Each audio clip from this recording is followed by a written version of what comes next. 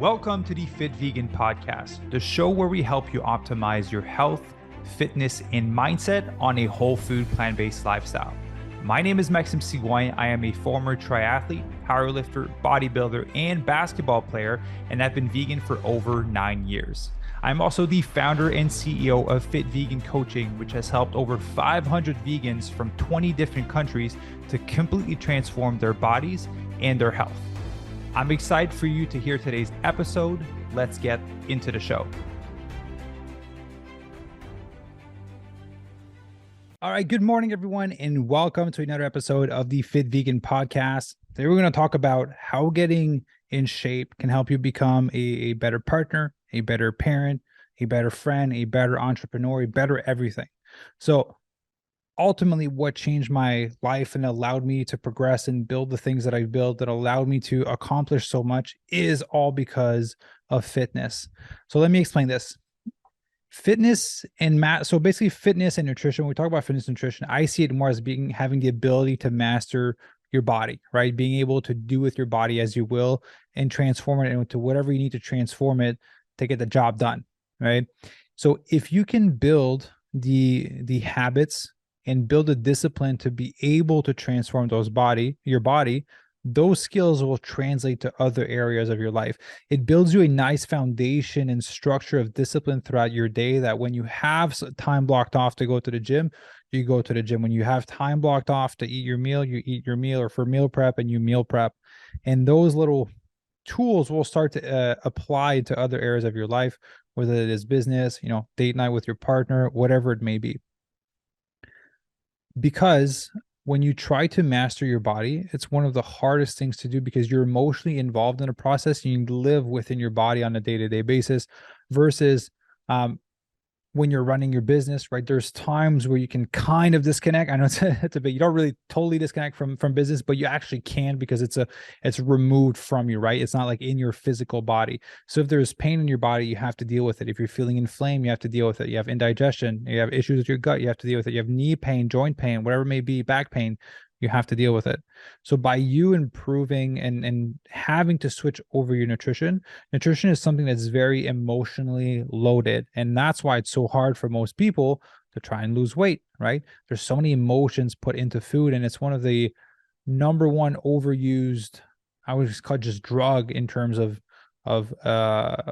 not addiction, but in terms of, I forgot the word, compensation, basically, right? When you're feeling stress, you turn to food. Coping mechanism is the word that I was looking for, right? It's the number one overused coping mechanisms is food. So you have a stressful day at work. Some people will turn to, alcohol. Some people will turn to food. A lot of people will turn to food, but they don't necessarily turn to, a nice Buddha bowl with fresh strawberries and carrots in there. Usually turn to foods that are a little bit more processed, that kind of satisfy your taste buds and just light up your brain to make you feel good, right? Just dopamine overload with the nutrition that you're consuming. So if we have the ability to bring awareness to nutrition and learn to control our emotions by changing our nutrition, then that is basically flexing a muscle that most people don't flex, that allows them to be responsive versus reactive, right? Because making bad nutrition choices when you're in a fat loss phase is simply about being reactive or being responsive. That's literally what it comes down to. You're stressed, you go for the thing. Reaction, right? It never is a response. Either it is like there's a long timeline that goes by the time you're stressed and you choose to eat the shit food, for example. But this whole time, what happens in your head, you start to convince yourself that you're about to make the right choice, right? So you have a knee-jerk reaction, and then you're justifying it in your brain, and then you go and eat the pizza and eat the ice cream or the cake or whatever, and go severely over your calories for the day. So if you can master and learn to control the emotional side of your nutrition, that's going to allow you to make better decisions in your relationship, or allows you to pause and respond. Again, it's not always perfect.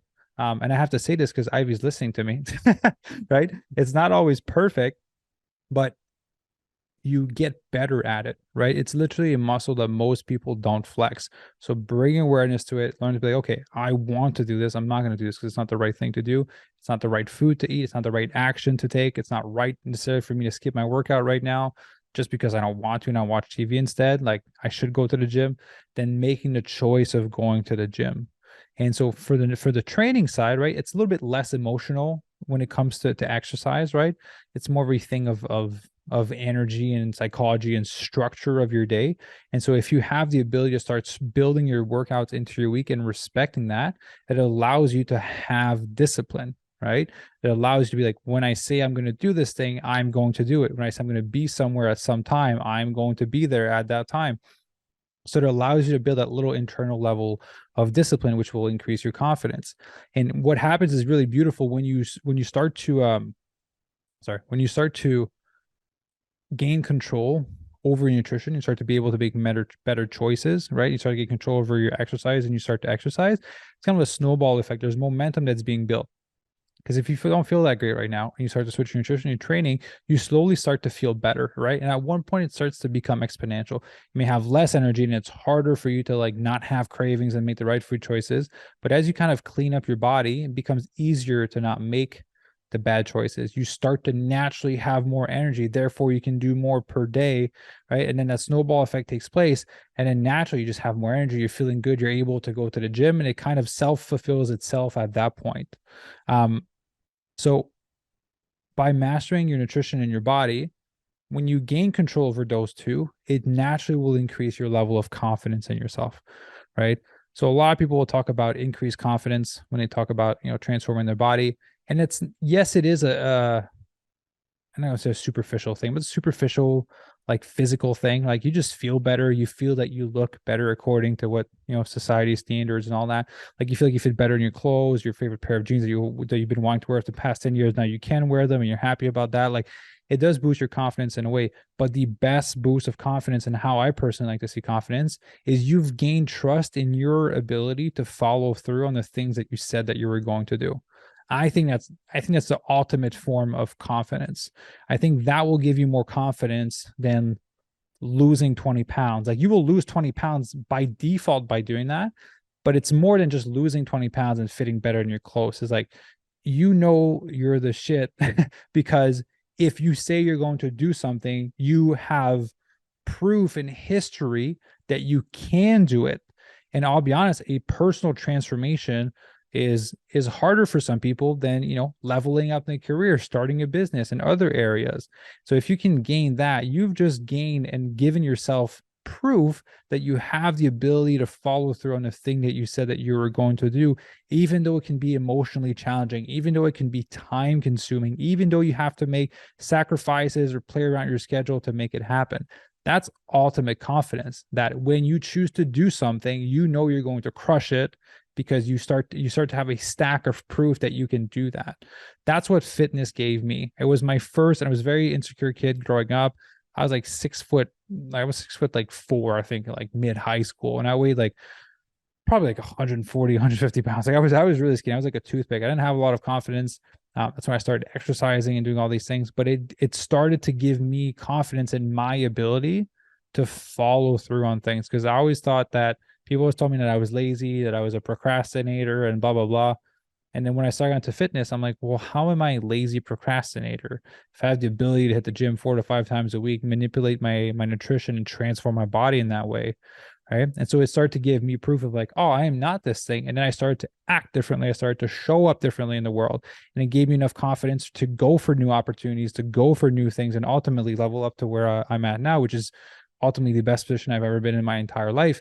All because fitness helped me build a stack of proof that I had the ability to take action on the things that mattered to me, right? And on that topic of things that mattered to me, 2 podcasts ago from this one, I think 1 podcast ago from this one, I talked about if you have a hard time feeling motivated towards your goal, potentially it's not your goal that you're after. I highly recommend that you go and check out that one if motivation tends to be an issue for you.